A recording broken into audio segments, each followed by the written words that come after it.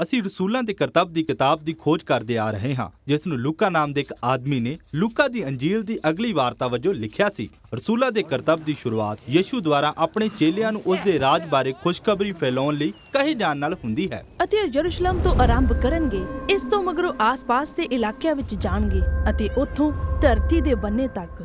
ਹੁਣ ਯਰੂਸ਼ਲਮ ਵਿੱਚ ਬਹੁਤਿਆਂ ਨੇ ਉਹਨਾਂ ਦੇ ਸੰਦੇਸ਼ ਨੂੰ ਕਬੂਲ ਕੀਤਾ ਅਤੇ ਬਹੁਤਿਆਂ ਨੇ ਇਸ ਦਾ ਵਿਰੋਧ ਵੀ ਕੀਤਾ। ਖਾਸ ਕਰਕੇ ਹੈਕਲ ਦੇ ਆਗੂਆਂ ਨੇ ਉਹ ਇਸ ਨਵੇਂ ਦਾਅਵੇ ਨਾਲ ਬਹੁਤ ਕ੍ਰੋਧਿਤ ਹੋਏ ਕਿ ਇਸਰਾਇਲ ਦੀ ਸਾਰੀ ਕਹਾਣੀ ਯਿਸੂ ਦੇ ਜੀਵਨ, ਮੌਤ ਅਤੇ ਜੀ ਉੱਠਣ ਦੁਆਰਾ ਸੰਪੂਰਨ ਹੋ ਗਈ ਸੀ। ਇਨ੍ਹਾਂ ਆਗੂਆਂ ਵਿੱਚੋਂ ਇੱਕ ਤਰਸੁਸ ਦਾ ਸੌਲਸ ਸੀ, ਜਿਸ ਨੇ ਅੰਦੋਲਨ ਨੂੰ ਰੋਕਣ ਲਈ ਅਣਥੱਕ ਮਿਹਨਤ ਕੀਤੀ, ਉਦੋਂ ਤੱਕ ਹੀ ਜਦ ਤੱਕ ਉਸ ਦੀ ਮੁਲਾਕਾਤ ਜੀ ਉੱਠੇ ਯਿਸੂ ਨਾਲ ਨਹੀਂ ਹੋਈ। ਅਤੇ ਇਸ ਮੁਲਾਕਾਤ ਨੇ ਸੌਲਸ ਨੂੰ ਯਿਸੂ ਦੇ ਵੈਰੀ ਤੋਂ ਉਸ ਦੇ ਰਾਜ ਦੇ ਸੰਦੇਸ਼ਵਾਹਕ ਵਿੱਚ ਬਦਲ ਦਿੱਤਾ। ਅਤੇ ਇਸ ਪ੍ਰਕਾਰ ਉਸਨੇ ਕਈ ਸਾਲਾਂ ਤੱਕ ਆਪਣੇ ਰੋਮੀ ਨਾਮ ਪੌਲੁਸ ਦੀ ਵਰਤੋਂ ਕਰਦਿਆਂ ਰੋਮੀ ਸਾਮਰਾਜ ਦੀ ਯਾਤਰਾ ਕੀਤੀ ਅਤੇ ਹਰ ਜਗ੍ਹਾ ਯਿਸੂ ਦੀਆਂ ਮੰਡਲੀਆਂ ਦੀ ਸਥਾਪਨਾ ਕੀਤੀ। ਅਤੇ ਪੌਲੁਸ ਦੀ ਸਭ ਤੋਂ ਵੱਡੀ ਇੱਛਾ ਇਹ ਸੀ ਕਿ ਇਹ ਸਾਰੇ ਵੱਖ-ਵੱਖ ਸਮੁਦਾਇ ਆਪਣੇ ਮਤਭੇਦਾਂ ਦੀ ਪਰਵਾਹ ਕੀਤੇ ਬਿਨਾਂ ਆਪਣੇ ਆਪ ਨੂੰ ਏਕਤਾ ਦੇ ਰੂਪ ਵਿੱਚ ਵੇਖਣ, ਭਾਵੇਂ ਉਹ ਯਹੂਦੀ ਜਾਂ ਗੈਰ ਯਹੂਦੀ, ਮਰਦ ਜਾਂ ਔਰਤ, ਗੁਲਾਮ ਜਾਂ ਆਜ਼ਾਦ ਹੋਣ। ਯਿਸੂ ਇੱਕ ਏਕਤਾਪੂਰਨ ਪਰਿਵਾਰ ਦੀ ਰਚਨਾ ਕਰ ਰਿਹਾ ਸੀ ਜੋ ਉਸ ਦੇ ਰਾਜ ਦੇ ਅਧੀਨ ਮਿਲ ਕੇ ਰਹਿਣਗੇ। ਅਤੇ ਇਸ ਦੇ ਨਾਲ ਅਸੀਂ ਰਸੂਲਾਂ ਦੇ ਕਰਤੱਵ ਦੇ ਆਖਰੀ ਭਾਗ ਤੇ ਆਉਂਦੇ ਹਾਂ, ਮੁੜ ਯਰੂਸ਼ਲਮ ਨੂੰ, ਜਿੱਥੇ ਅੰਦੋਲਨ ਦੀ ਸ਼ੁਰੂਆਤ ਹੋਈ ਸੀ। ਯਿਸੂ ਦੇ ਯਹੂਦੀ ਚੇਲੇ ਸੋਕੇ ਅਤੇ ਭੋਜਨ ਦੀ ਕਮੀ ਕਾਰਨ ਦੁੱਖ ਵਿੱਚ ਸਨ। ਪੌਲੁਸ ਅੰਦਰ ਕਲੀਸਿਆ ਦੀ ਏਕਤਾ ਲਈ ਇੰਨਾ ਉਤਸ਼ਾਹ ਸੀ ਕਿ ਉਸਨੇ ਵਿਭਿੰਨ ਕਲੀਸਿਆਵਾਂ ਤੋਂ ਇੱਕ ਵੱਡਾ ਧਨ ਇਕੱਠਾ ਕਰਨ ਵਾਲੀ ਯੋਜਨਾ ਸ਼ੁਰੂ ਕੀਤੀ। ਉਹ ਆਪਣੇ ਪੈਸੇ ਇਕੱਠੇ ਕਰਦੇ ਤਾਂ ਜੋ ਉਹ ਅਤੇ ਆਗੂਆਂ ਦਾ ਇੱਕ ਸਮੂਹ ਇਸ ਨੂੰ ਯਰੂਸ਼ਲਮ ਵਿੱਚ ਰਾਹਤ ਸਮੱਗਰੀ ਵਜੋਂ ਲੈ ਜਾ ਸਕਣ। ਪਰ ਯਰੂਸ਼ਲਮ ਵਿੱਚ ਪੌਲੁਸ ਸੁਰੱਖਿਅਤ ਨਹੀਂ ਸੀ। ਉੱਥੋਂ ਦੇ ਯਹੂਦੀ ਆਗੂ ਉਸ ਨੂੰ ਇੰਨਾ ਨਾਪਸੰਦ ਕਰਦੇ ਸਨ ਕਿ ਉਹ ਉਸ ਨੂੰ ਮਰਵਾਉਣਾ ਚਾਹੁੰਦੇ ਸਨ। ਅਤੇ ਪੌਲੁਸ ਜਾਣਦਾ ਸੀ ਕਿ ਉਹ ਇੱਕ ਜਾਲ ਵਿੱਚ ਫਸਣ ਵਾਲਾ ਹੈ।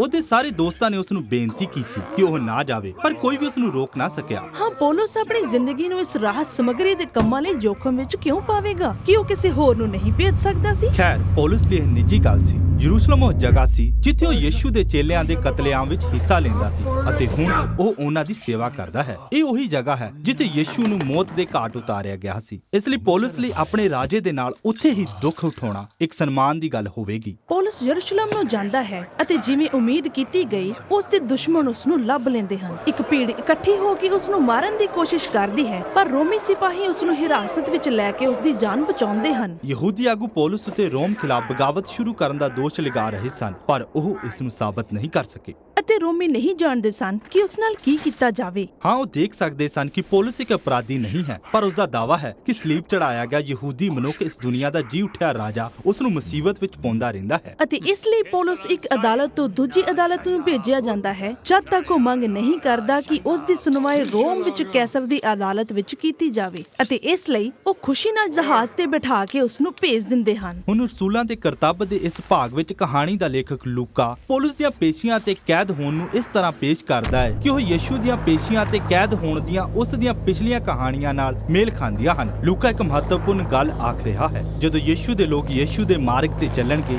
ਉਹਨਾਂ ਦੀਆਂ ਕਹਾਣੀਆਂ ਉਸ ਦੀ ਕਹਾਣੀ ਵਾਂਗ ਲੱਗਣਗੀਆਂ, ਜੋ ਕਿ ਖੂਬਸੂਰਤ ਗੱਲ ਹੈ, ਪਰ ਇਸ ਦੀ ਕੀਮਤ ਅਦਾ ਕਰਨੀ ਪੈਂਦੀ ਹੈ। ਰੋਮ ਜਾਂਦੇ ਸਮੇਂ ਜਿਸ ਜਹਾਜ਼ ਤੇ ਪੌਲੁਸ ਨੂੰ ਲਿਜਾਇਆ ਜਾ ਰਿਹਾ ਸੀ, ਉਹ ਇੱਕ ਭਿਆਨਕ ਤੂਫਾਨ ਨਾਲ ਟਕਰਾ ਗਿਆ ਅਤੇ ਜਿਸ ਕਾਰਨ ਹਰ ਕੋਈ ਡਰ ਜਾਂਦਾ ਹੈ। ਪੌਲੁਸ ਨੂੰ ਛੱਡ ਕੇ ਉਹ ਜਹਾਜ਼ ਦੇ ਹੇਠਲੇ ਹਿੱਸੇ ਵਿੱਚ ਭੋਜਨ ਦੀ ਮੇਜ਼ਬਾਨੀ ਕਰ ਰਿਹਾ ਸੀ, ਜਿਵੇਂ ਯਿਸੂ ਨੇ ਆਪਣੀ ਪੇਸ਼ੀ ਤੋਂ ਇੱਕ ਰਾਤ ਪਹਿਲਾਂ ਕੀਤਾ ਸੀ। ਪੌਲੁਸ ਅਸੀਸ ਦੇ ਕੇ ਫਿਰ ਰੋਟੀ ਤੋੜਦਾ ਹੋਇਆ ਇਹ ਭਰੋਸਾ ਦਿਵਾਉਂਦਾ ਹੈ ਕਿ ਇਸ ਤੂਫਾਨ ਵਿੱਚ ਪਰਮੇਸ਼ਵਰ ਉਹਨਾਂ ਦੇ ਨਾਲ ਹੈ। ਅਗਲੇ ਦਿਨ ਜਹਾਜ਼ ਚਟਾਨਾਂ ਨਾਲ ਟਕਰਾ ਕੇ ਟੁੱਟ ਜਾਂਦਾ ਹੈ, ਪਰ ਹਰ ਕੋਈ ਕਿਨਾਰੇ ਤੇ ਸੁਰੱਖਿਅਤ ਪਹੁੰਚ ਜਾਂਦਾ ਹੈ। ਜੋ ਹੈਰਾਨੀ ਦੀ ਗੱਲ ਹੈ, ਪਰ ਪੌਲੁਸ ਮੁਸੀਬਤ ਤੋਂ ਬਾਹਰ ਨਹੀਂ ਹੈ। ਉਸ ਨੂੰ ਰੋਮ ਲੈ ਜਾਇਆ ਜਾਂਦਾ ਹੈ ਅਤੇ ਉਸ ਨੂੰ ਘਰ ਵਿੱਚ ਨਜ਼ਰਬੰਦ ਕਰ ਦਿੱਤਾ ਜਾਂਦਾ ਹੈ। ਪਰ ਇਹ ਇੰਨਾ ਬੁਰਾ ਨਹੀਂ ਹੈ। ਆਪਣੇ ਘਰ ਵਿੱਚ ਉਹ ਯਹੂਦੀਆਂ ਤੇ ਗੈਰ ਯਹੂਦੀਆਂ ਦੇ ਸਮੂਹਾਂ ਦੀ ਮੇਜ਼ਬਾਨੀ ਕਰ ਸਕਦਾ ਸੀ ਅਤੇ ਉਹਨਾਂ ਨਾਲ ਜੀ ਉੱਠੇ ਰਾਜੇ ਯਿਸੂ ਬਾਰੇ ਖੁਸ਼ਖਬਰੀ ਸਾਂਝੀ ਕਰ ਸਕਦਾ ਸੀ। ਇਹ ਰੋਮ ਵਿੱਚ ਇੱਕ ਦਲੇਰੀ ਭਰਿਆ ਕਦਮ ਹੈ, ਜਿੱਥੇ ਸੱਤਾ ਦਾ ਕੇਂਦਰ ਕੈਸਰ ਸੰਸਾਰ ਦੇ ਪਾਤਸ਼ਾਹ ਵਜੋਂ ਸ਼ਾਸਨ ਕਰਦਾ ਸੀ। ਹਾਂ, ਤੁਹਾਡੇ ਕੋਲ ਯਿਸੂ ਦਾ ਇੱਕ ਵਿਕਲਪਿਕ ਮੁੱਦਾ ਰਾਜ ਹੈ, ਜੋ ਦੁਨੀਆ ਦੇ ਸਭ ਤੋਂ ਸ਼ਕਤੀਸ਼ਾਲੀ ਸਾਮਰਾਜ ਦੇ ਦਿਲ ਵਿੱਚ ਇੱਕ ਕੈਦੀ ਦੇ ਦੁੱਖ ਭੋਗਣ ਕਾਰਨ ਵੱਧ ਰਿਹਾ ਹੈ। ਅਤੇ ਰਾਜਾਂ ਦੇ ਵਿਚਕਾਰ ਇਸ ਅੰਤਰ ਦੇ ਨਾਲ ਲੂਕਾ ਆਪਣੀ ਕਹਾਣੀ ਨੂੰ ਖਤਮ ਕਰਦਾ ਹੈ। ਇਹ ਇੱਕ ਮਹਾਨ ਤਸਵੀਰ ਹੈ, ਪਰ ਇਹ ਕਹਾਣੀ ਇਸ ਸੰਦੇਸ਼ ਦੇ ਧਰਤੀ ਦੇ ਬੰਨੇ ਤੱਕ ਫੈਲਣ ਬਾਰੇ ਹੈ, ਇਸ ਲਈ ਕਿ ਇਹ ਜਾਰੀ ਨਹੀਂ ਰਹਿਣੀ ਚਾਹੀਦੀ। ਜ਼ਰੂਰ, ਲੂਕਾ ਨੇ ਕਹਾਣੀ ਦੇ ਅੰਤ ਨੂੰ ਇਸ ਮਕਸਦ ਨਾਲ ਖੁੱਲਾ ਛੱਡ ਦਿੱਤਾ ਹੈ ਤਾਂ ਜੋ ਉਸਦੇ ਪਾਠਕਾਂ ਨੂੰ